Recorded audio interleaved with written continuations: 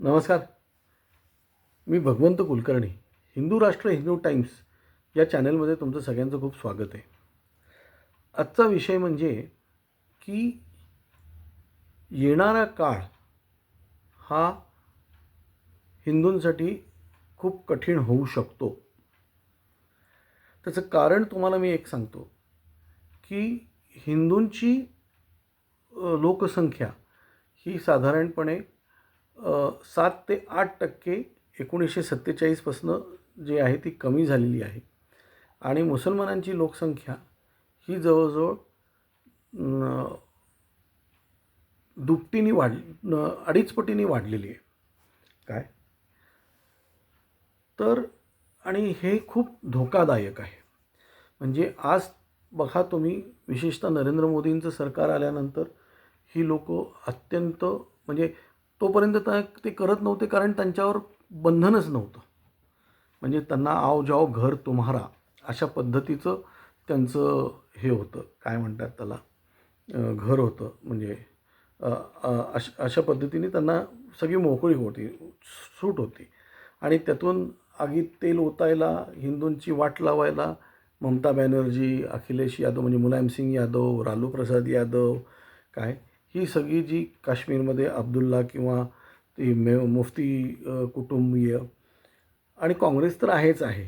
म्हणजे ही काँग्रेस हिंदूद्रोही तर 100% आहे आणि त्यांनी आजपर्यंत ते सिद्ध करून दाखवलेले. अगदी पंडित जवाहरलाल नेहरूंपासून हे चालत आलेलं आहे. त्याचे वेगवेगळे किस्से मी काही वेळेस तुम्हाला सांगेल पुढे जाऊन वेगवेगळ्या व्हिडिओजमध्ये. पण आज यांची हे वाढलेली आहे. आज तुम्ही बघा, जेव्हा कुठेही जा, जिथे हे 30%पेक्षा जास्ती आहेत तिथे त्या प्रदेशामध्ये, त्या तालुक्यामध्ये, त्या शहरामध्ये यांची दादागिरी असते. आणि जिथे 50%च्या वर जिथे ही लोकं आहेत तिथे हिंदूंचं जगणं मुश्किल करून टाकलेलं आहे त्यांनी. 30%च्या ह्याच्यात त्यांच्या मोहल्ल्यामध्ये एखादा हिंदू राहत असेल तर तिथे त्याचं जगणं हे करून टाकलेलं आहे त्यांनी. आणि ते वेळ आलीत की संघटित होऊन ते शिया सुन्नी खोजा फिजा हे कोणीही हे सगळे एकत्र येतात आणि तुमच्या विरुद्ध लढतात. आणि यांच्याकडे कायम शस्त्र ही त्यांच्या घरातसुद्धा असतात.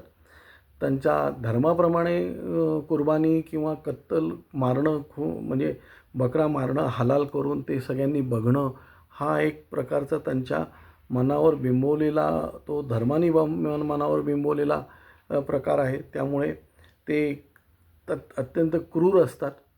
काय म्हणजे आपण बघितलेलं आहे की आपली लोकं जेव्हा तिकडे सापडलेली आहेत पाकिस्तानमध्ये किंवा बांगलादेशमध्ये किती हलाल करून मारलेलं आहे, किंवा आपल्याकडे सापडल्यावर आपण त्यांचं काय केलेलं आहे हेही आपल्याला माहिती आहे. आपण काय म्हणजे तो मृत्यू झाल्यावर आपलं वैर संपतं.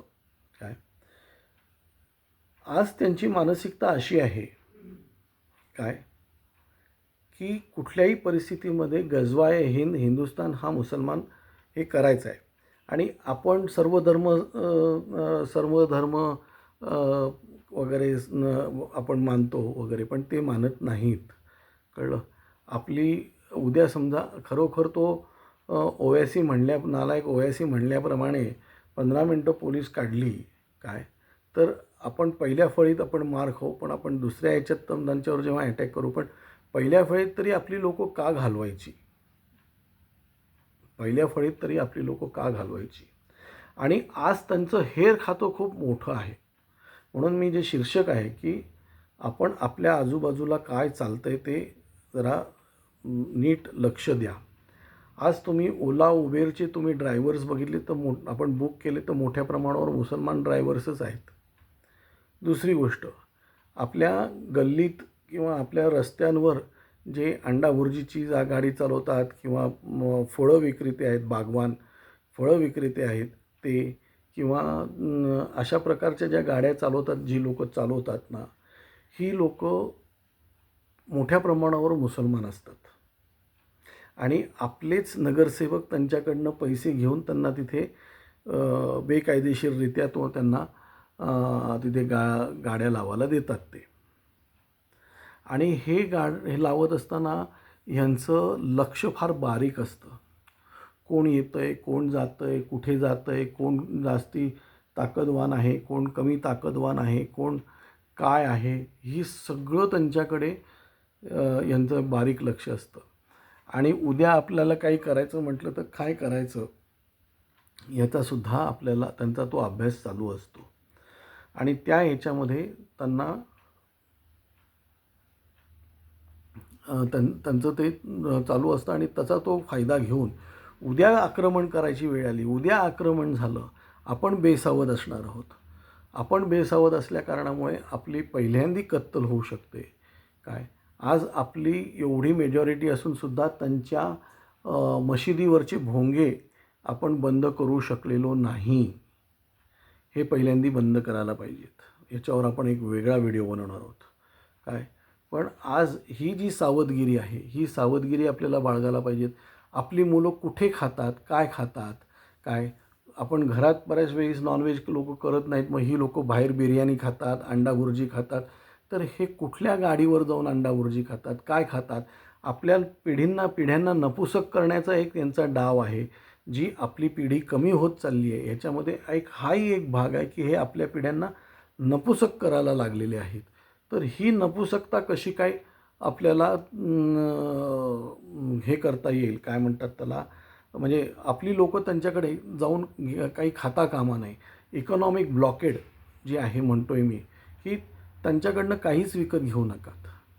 त्यांच्याकडनं काहीच विकत घेऊ नका. नाही अंडा भुर्जी आपला एखादा मराठी माणूस असेल म्हणजे किंवा हिंदू माणूस असेल त्याच्याकडनं घ्या. भैया असला तरी एक वेळेस चालेल.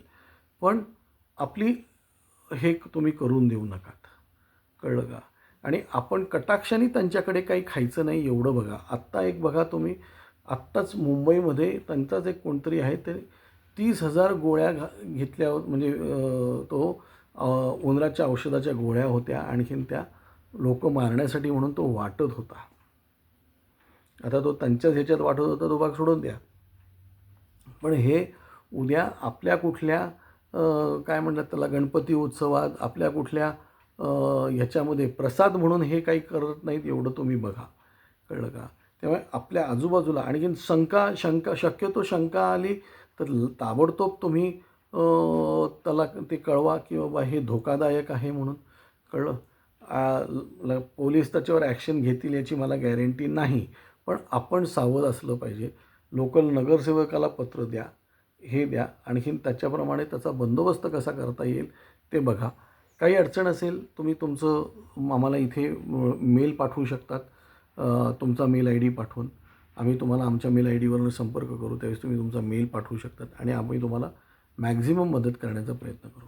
आज एवढंच. धन्यवाद.